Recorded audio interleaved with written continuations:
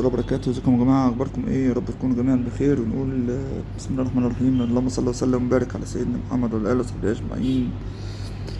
اللهم امين يا رب العالمين. نخش على الكروت بتاعة النهاردة بتاعة الهامستر. تمام. وكالعادة ان احنا بنضغط على النعناع مريك عشان خاطر نخش للهامستر. جميل. ونبتدي نخش على التبويب الاولاني عشان نجيب الكارت الاولاني. ننزل تحت ننزل تحت ننزل تحت. الكارت الاولاني اهو. تمام. ده الكارت الاولاني هنفتحه. تمام. ده الكارت الاولاني.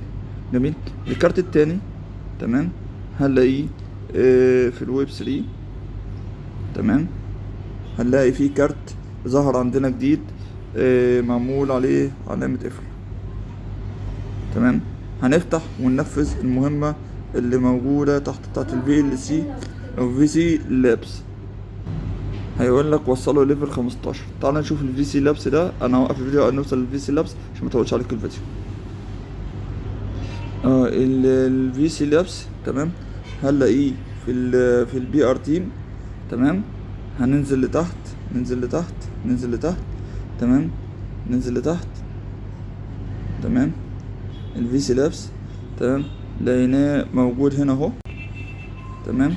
هو عند ليفل 13. احنا هنوصل ليفل 15. ادي مرة ودي التانية. ماشي.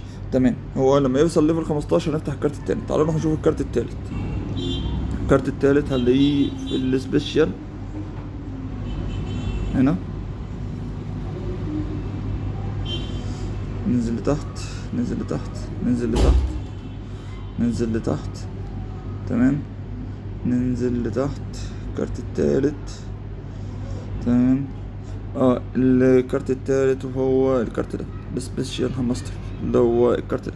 ونفتح الكارت التالت يدينا عشان خاطر يدينا ال5 مليون. طبعا انا لسه مفتحش الكارت التاني لان ما وصلتش ليفل 15. فاول ما يفتح هروح فاتح الكارت اللي انا قلت عليه عشان يدينا ال5 مليون. كده يبقى احنا عملنا الكود بتاعت النهارده. كل الروابط المهمه ورقم التواصل الواتساب اللي خارج مصر يحط طبعا كود مصر. تمام. كل حاجه هتلاقوها تحت الفيديو. والسلام عليكم ورحمه الله وبركاته.